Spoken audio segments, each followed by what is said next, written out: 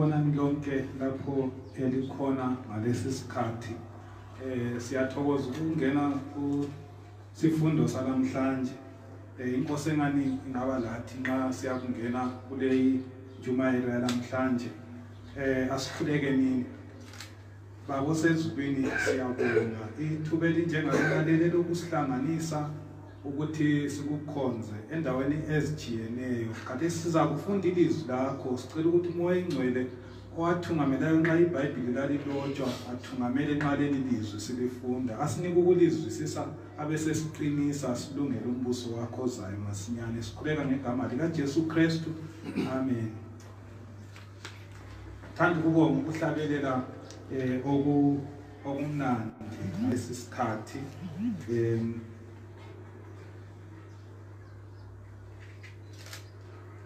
Angisoze ngithathe isikhathi eside kumele ngingene kundaba esikhuluma ngayo namhlanje.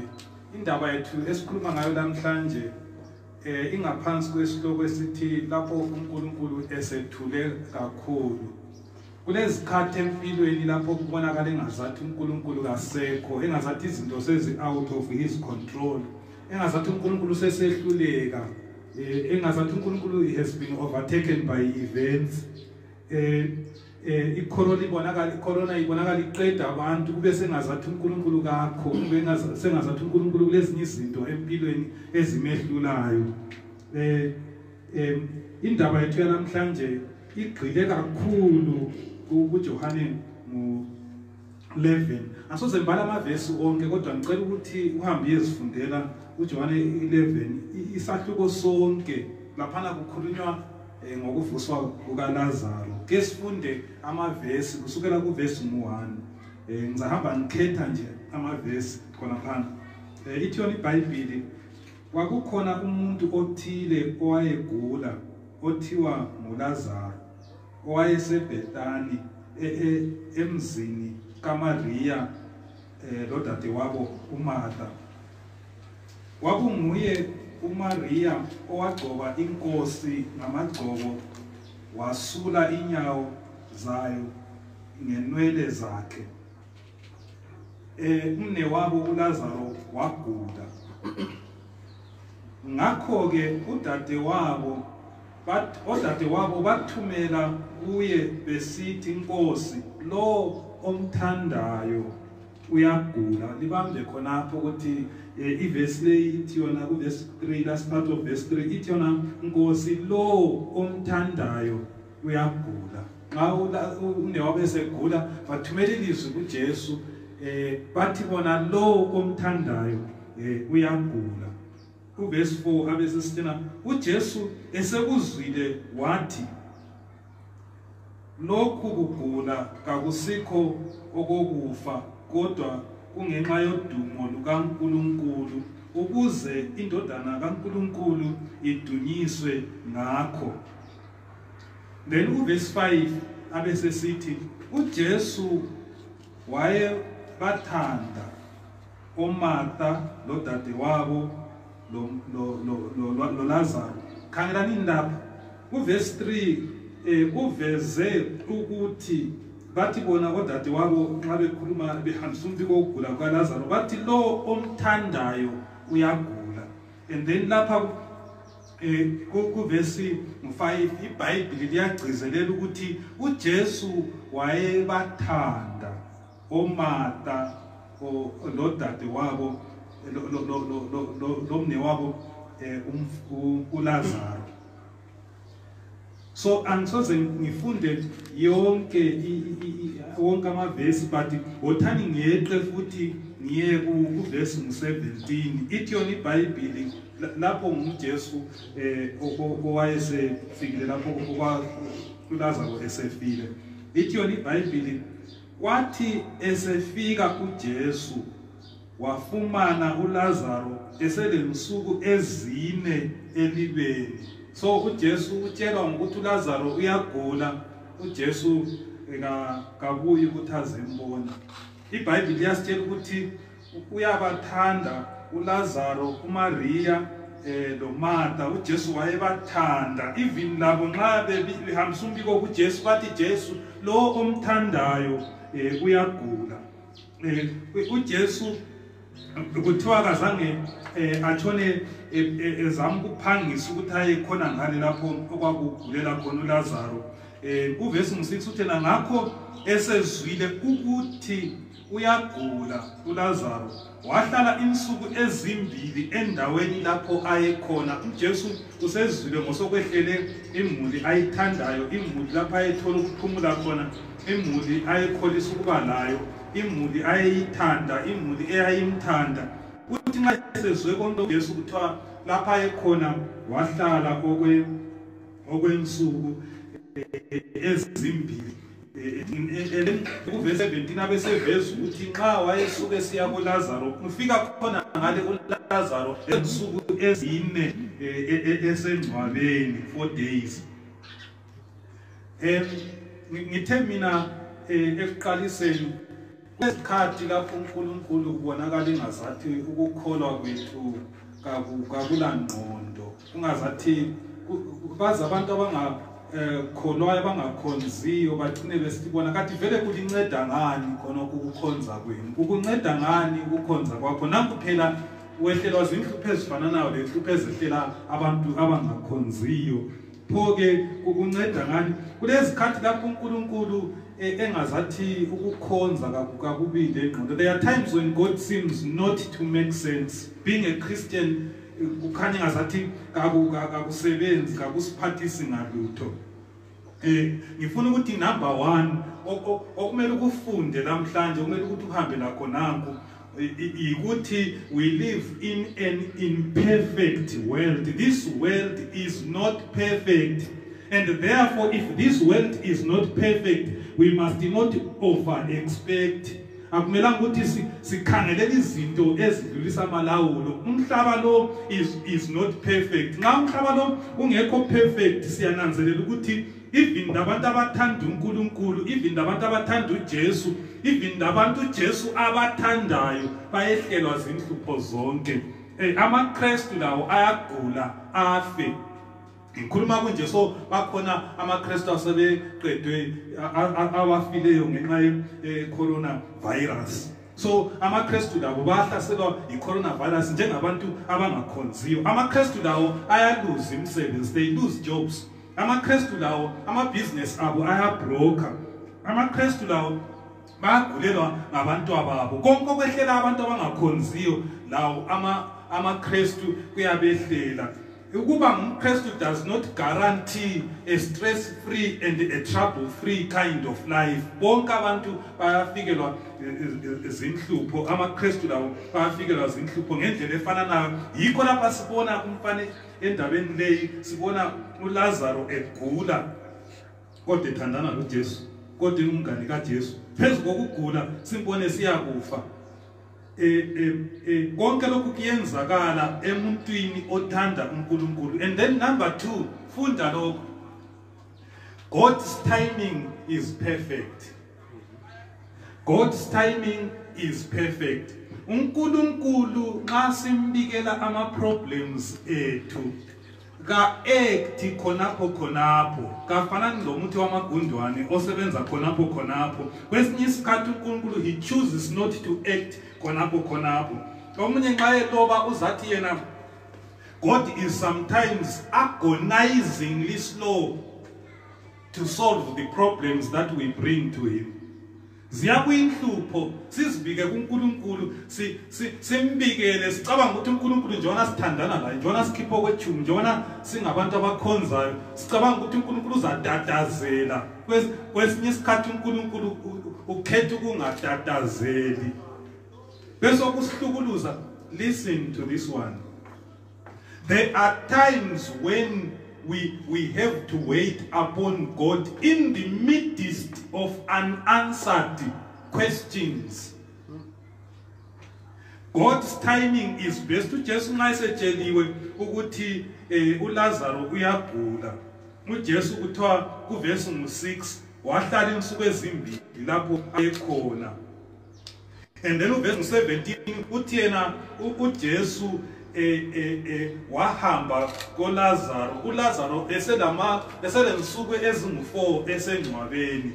And then verse 39 uthi Jesu nxa wayesefikile engcwabeni lapha uthena take away the stone. uMartha uthena hawu Jesu sokunuka lapha umuntu lo esingcwabileyo le sile 4 days kule 4 days esengcwabeni sokunuka lapha uJesu uyakhetha ukudileya mhlawumbe enxanye le problem ethile oyithweleyo ekuhluphayo ulokhu ukhuleka ngayo sule minyaka ukhuleka ngayo kuma camp meetings kuyakhuleka ngayo abafundisi bayakhuleka ngayo usuchika ngeyi problem layo for many years but uNkulunkulu ukhanya elokho engani kenzi lutho ngakho and futhi kulamanye ama problems odinga uswele ukuthi kathi uNkulunkulu yena why should he delay kungani kumele uyazama ukuthi to reconcile ama facts ukuthi kathi vele what is the rationale behind the delay but uthi ranethe loss uswele ukuthi kathi vele umdala wezinsuku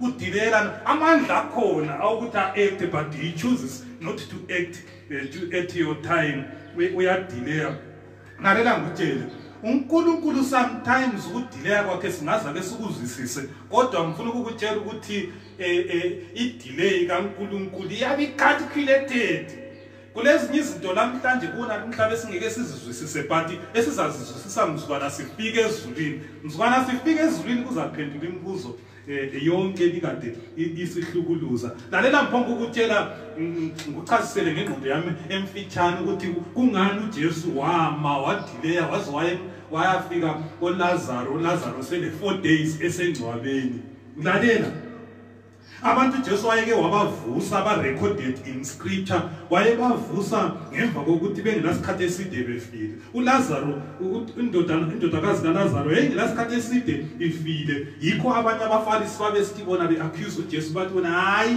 umntwana lo vele ubekade faintile kwasekuqondana ukumvusa kwakhe lokuphaphama kwakhe so therefore uJesu akamvusanga. They could not see a miracle in what Jesus had done. So izimanga eziningi zokuvusa kwabafile kwabevuswa bengenasikhathi eside befile but lapho uJesu uyadileya ngabo mesenzela ukuthi nxa esiyafika koLazaro afike vele sebeze bamngcwaba bavala lengcwaba lakhe and nobody would dispute that that Lazarus was dead. And at the same time amaJuda babekholwa ukuthi umuntu engafa umoya wakhe uyalwisa ukubuyela kusidumbu ulwise for 3 days and then after 3 days uyagive up ukusuhamba. So uJesu chose ukuthi let me delay ngihambe umuntu lo esesengcwabeni for 4 days labo abantu labana abalenkolo enjalo babe sebekwazi ukuthi khathesi umphefumulo usugive up usuze wahamba. So the Lazarus was indisputably dead. So Jesu uyahamba laphana ukudileya kwakhe wayesenzela ukuthi babone ngempela ukuthi uNkulunkulu ngempela uyakwanisa ukuthi anike impilo ngoba akulamuntu onganika impilo engasi uNkulunkulu. So ngiyananzelela ukuthi xa uJesu wayedileya laphana ziningi izinto ezazisenzakala. Hey, it was a testing time.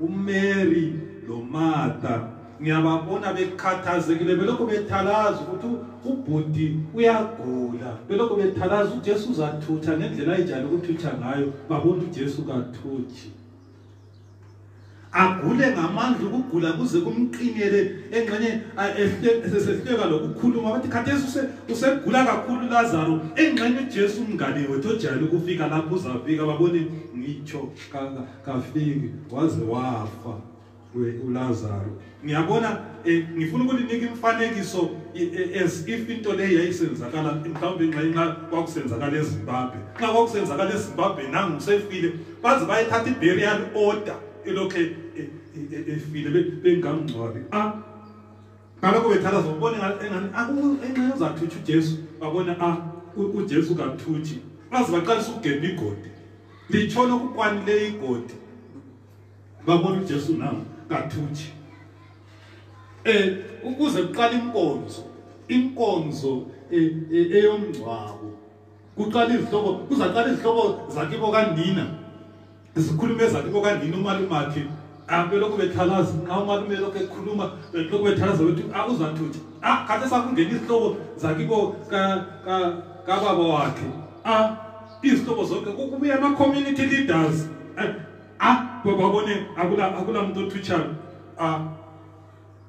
ngaqalisa i-coffin below what nxa isehliswa laphana lokho bethalaza babone ngitsho kuqhithelwe kuphele kuze kufakwe lamaflowers kubongwe izihlobo zihambe ziyechithekela ngikhaya kudliwe kungenzakali lutho kulezikhathi lapho uNkulunkulu athula khona kube sengazathi kakho kube sengazathi kandaba lapho thina nje sijayele izinto eziphangisayo ngathi ngiyakwazi ukuthi ngifole umuntu ose-America ngifune an instant response sijayele into eziphangisayo even i-discipline yokuthi abantwana nxa bebukela i-television laphana they can't look at one station, they can't watch one program bahlala isikhathi esidlelokhu esitike to that program batshintsha ubone mbijana i-remote setshintsha sefaka kwesinye isiteji sithanda izinto eziphangisayo ngokudla okuphangisayo imtshini ophonga ufika upress ibutton kuphela ihlanza imali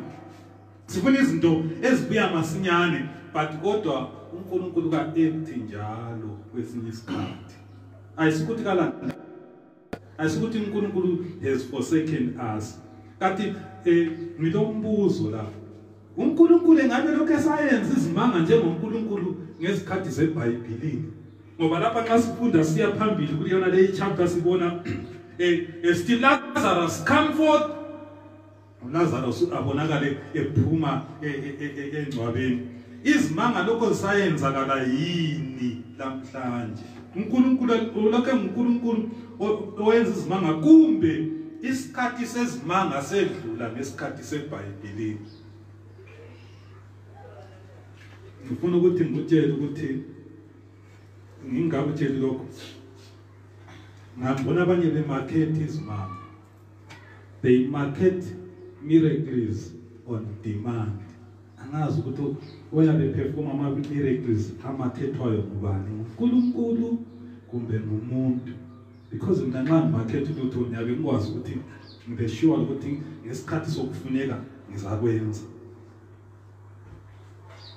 I have questions on miracles that are marketed on demand. uNkulunkulu ulokhu esenza izimanga namhlanje. uNkulunkulu esimkhonzayo uyelapha abagulayo. Singabathatha sibase kuye ngomthandazo. I don't doubt that our God is able. He has the ability. He is the same God obekhona izolo. uNkulunkulu ofana nayo okhona namhlanje. Izimanga azenza izolo kuyenelisa ukuthi azenze namhlanje, but lalela le into mhlawumbe iza kuphathisa kakhulu. Ilalele kuhle. Ngifuna ukuyichasisa kuhle nzakubhala lokho kuyistatement phinde ngikuchasise kuhle. Miracles do occur today as they did during Bible times, but they usually take place in such a manner as to preserve the need for faith. Izimanga ziyenzakala namhlanje, kodwa uNkulunkulu nxa esenza izimanga, nxa ephendula imithandazo yethu, nxa engenela ezimpilweni zethu ngendlela emangalisayo, ukwenza ku-context yokuthi udinga ukuthi akhulise ukukholwa kwethu. Ayisikho masalamusi nje apho ngenziwa nje kusenzela ukukholisa ukubonakala kusuthisa i-curiosity yethu. But uNkulunkulu nxa ephendula umthandazo wakhe kunika imali yokubhadala irent. uNkulunkulu nxa ekunika imali yokuthi wenze into enkulu obukade uyikhulekela iminyaka yonke, imali yokuthi uthenge imota, konke lokhu ukwenza ku-context yokuthi kumele kukhulise ukukholwa kwethu. Izimanga kazenziwa mahara. Lalela, nxa izimanga uNkulunkulu esezenzile, ngifuna ukuthi uzwisise lokho. Even those who witness the miracles must choose whether or not to believe in their validity.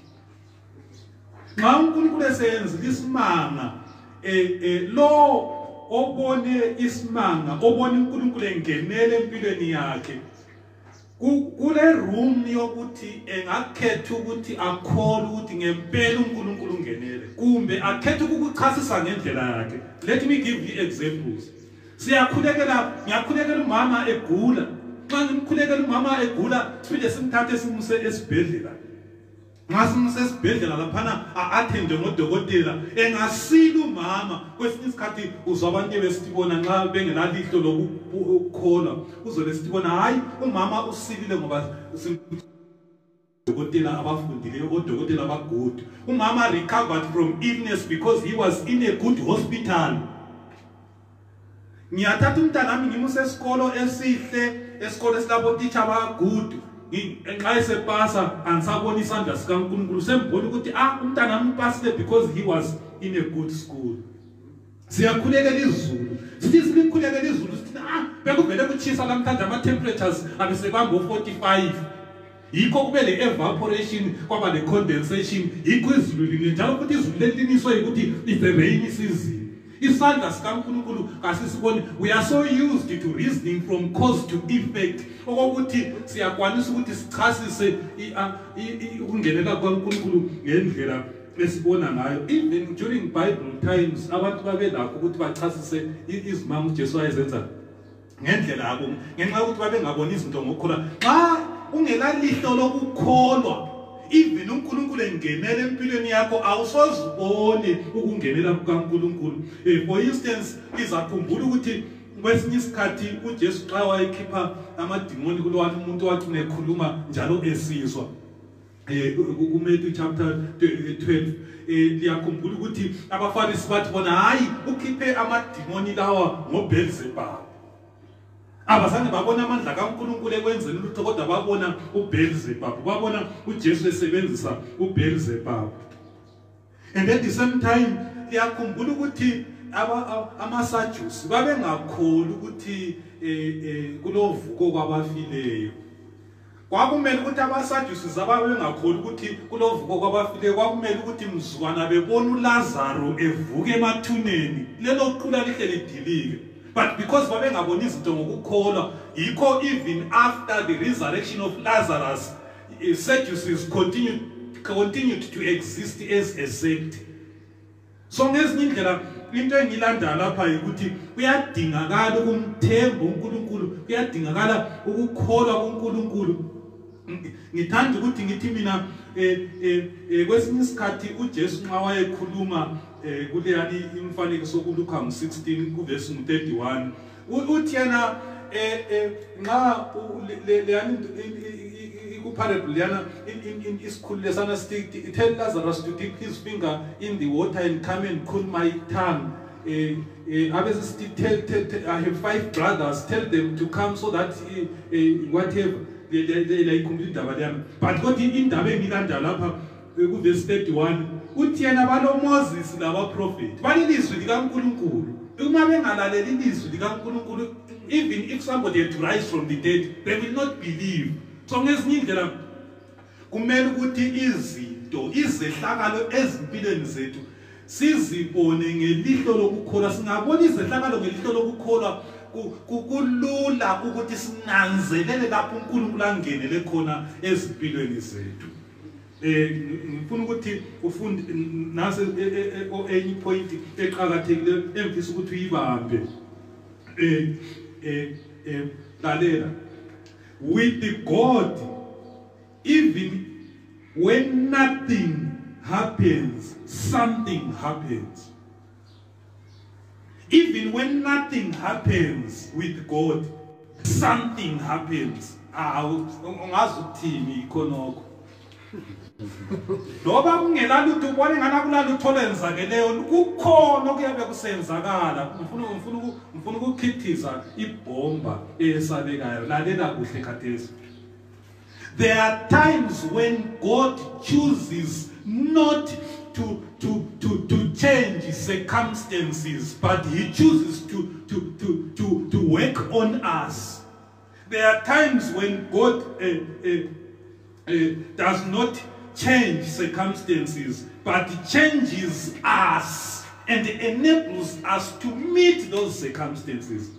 Kulezi khathe sehlelo imikhuhlane, sehlelo indlala, sehlelo ikulahlekelwa imisebenzi, sehlelo ikuhlamukelwa ngabantwana, sehlelo ikugula usuphila ngamaphilisi. Uthi nxa ukhuleka ubona uNkulunkulu engatshintshi lutho, nxa uNkulunkulu ebonakala engazathi katshintshi lutho, kukhona akutshintshayo kithi, awungizwa manje.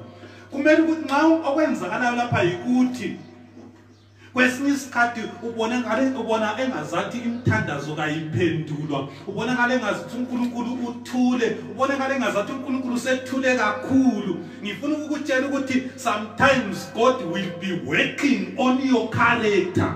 Kuncedani ukuthi uNkulunkulu engasebenzi, engathi work on your character, engathi transform your character, apho kuphendula imithandazo yakho, akunika imali, akunika imota, akunika indlu, but ezulwini uswelakele.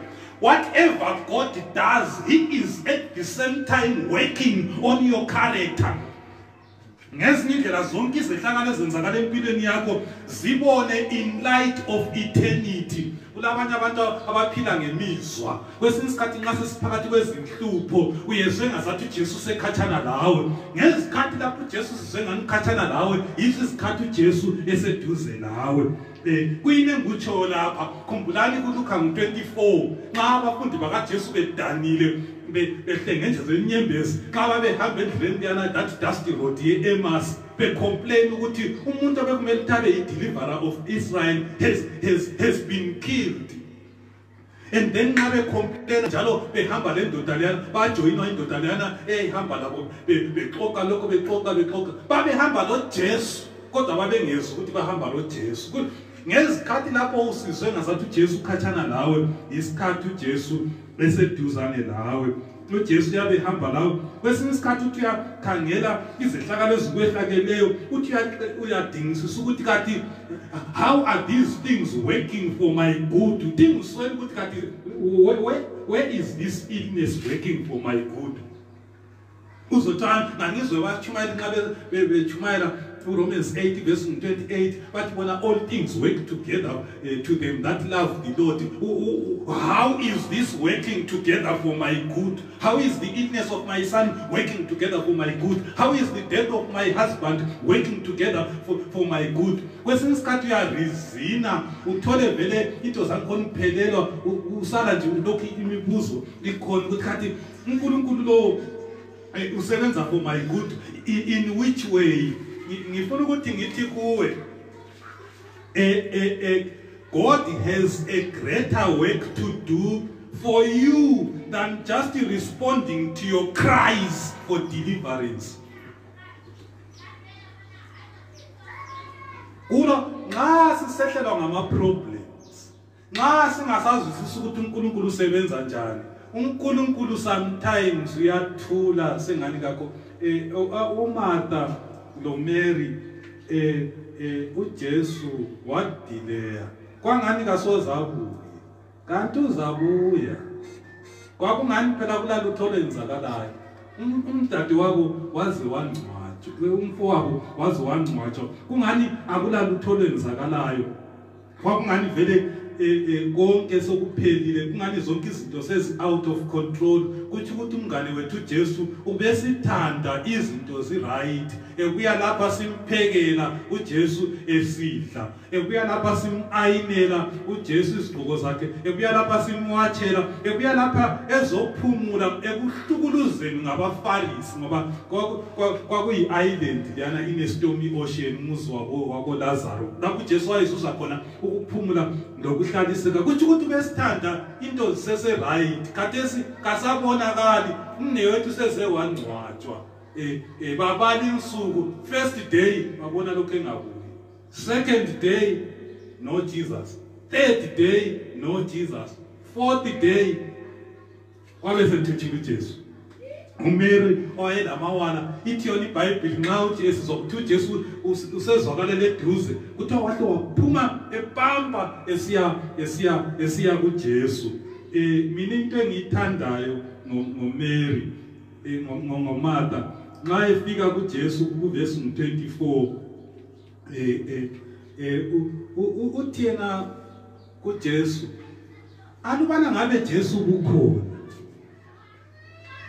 umfowethu bengasoza alubana Jesu kunjani ubukhona umfowethu bengasoza kanjani afe bathi uthi yena kodwa xa sekhulume khona uthena kodwa ngiyakwazi ukuthi wena ungacela loba kuyini kuNkulunkulu uyakunika ngiyakwazi the confidence ukuthi anything ongayicela uNkulunkulu uzakwenzela khona uJesu uthena your brother will rise umara anda istatement asikhulumayo ku verse 24 uthi yena I know he will rise in the last day adele izindaba ngifuna ukuthi ngithi lina we must see all events in light of eternity kanti kuzwa lokho engxenye liyakuzwa kumele sibone wonke ama events ngelihlo elokukholwa uyabona ukukholwa kukaMartha it was a stubborn faith uMartha ayekutsho ukuthi ubhuti ugulile sathumela ilizwi uJesu kabuyanga and then uJesu uthenga buyanga saze sangcwaba ubhuti and sokuyilanga lesi4 ubhuti usengcwatshiwe ubhuti usengcwabeni but kodwa mina Martha ngiyakukholwa ukuthi nxa kuyikuthi uJesu lo kamvusi umfowethu lamhla kathesi seselapha emhlabeni ngiyakukholwa ukuthi kulelanga elikhulu elizayo in future lapho kuzavuswa khona abantu emathuneni and lo bhuti uLazaro uzavuka khona lalela ngitshela even if nothing happens today one day something will happen ngokuthi ngitshela ukuthi there is a greater deliverance ngelinye ilanga lapho izihlobo zethu okwehlulileyo ukuthi zisile kucorona but kodwa there is a greater day one day when Jesus will come again.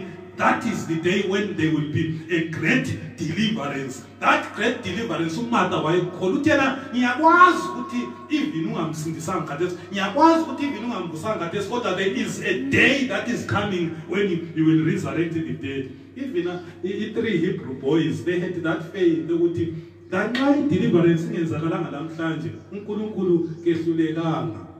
He has chosen to do it that way because that is best for us. Three Hebrew boys bathi bona Daniel 3 verse 17 bathi bona our God is able to deliver us from the fiery furnace and he will deliver us. Lalibona kwi-statement khona verse 17 last part of verse 17 ithi our God whom we serve is able to deliver us and he will deliver us. Then verse 8 and verse 10, but even if he doesn't. So why abafana labana behle bejampele ukuthi and he will deliver us? Mina engikuzwayo laphana uNkulunkulu ekukhuluma lami yikuthi xa engasasindisanga khathesi kasozayeke ukusindisa.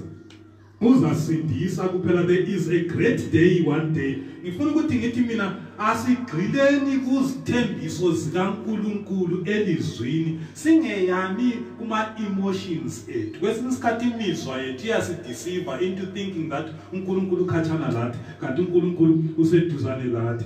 There is a better day one day that is coming and uNkulunkulu kasichinga siphakathi kwama problems sidinga ilihlo elakomoya lakhumbula isebenzi kaElisha ku 2 Kings 6 verse 15-6 uthi xa ephuma ubona kulamabutho amaningi ayengombolozela idolobho uthi yasesigontsholozele uElisha uyakhuleka xa emkhulekela lapha uyavuleka amehlo xa evuleka amehlo uyabona amabutho amangalisayo awemililo egomboloza emanengi kwedlula amabutho lawa naye wabonile sidinga ukubona izinto ngelihlo elokukholwa ngelihlo lakomoya ngelihlo lokukholwa ililihlo elidingakalayo namhlanje uJesu uyathembisa ukuthi phakathi kwama problems esilawo phakathi kokugula phakathi kokugulelwa phakathi kokulahlekelwa imisebenzi uthi yena kuMatthew 28 verse 20 ngilani kuze kufike ekupheleni kwesikhathi. Ku-Proverbs 18 verse 24 ithi yona iBhayibheli, he is a friend who sticks closer than a brother. uJesu kasithi kwesinye isikhathi don't be deceived by your emotions into thinking ukuthi uJesu ukhathana lawe. Kwesinye isikhathi imizwa yakhe iyakutshela ukuthi lokukhuleka uzwe ngazathi umkhuleko wangikhona awudluli le ceiling uphelela nje khonapha kuwe emazwini owakhulumayo. But uNkulunkulu will never leave us. Let's not be deceived by our emotions. Sometimes when you pray you don't feel connected to God, but there are times when you pray you feel like but now I'm really connected with heaven. Even when you feel God is inaccessible, He is accessible. Even when you think that God is doing nothing, He is doing something in your life. He is increasing your faith. Ngoba konke okwenzakalayo uNkulunkulu wenzela ukuthi kusasa kube khona embusweni wezulu. Engazathi singaba lalo lelo themba. Ukukholwa okubambelelayo. Even izinto even imibuzo engelampendulo. Ukholo oludingakala namhlanje is that trusting willingness to obey God even when He seems to be distant from us. Asikhuleke nini.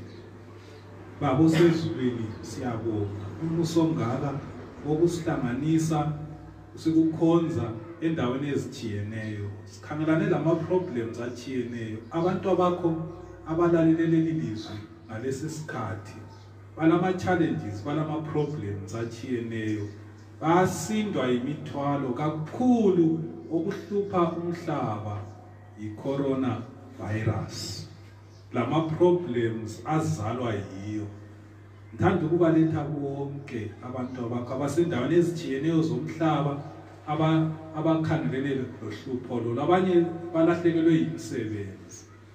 Abanye abala kudla ezindlini zabo. Abanye abala mali yakubhadala ama-rent. Baba ngalesi sikhathi sicela ukuthi uvakatshele abantu abakho ngamunye uconcentrate kibo as if they were the only ones on planet Earth. Ubusu baphathisa ubanike konke abakudingayo ukuthi baphile bese kusithi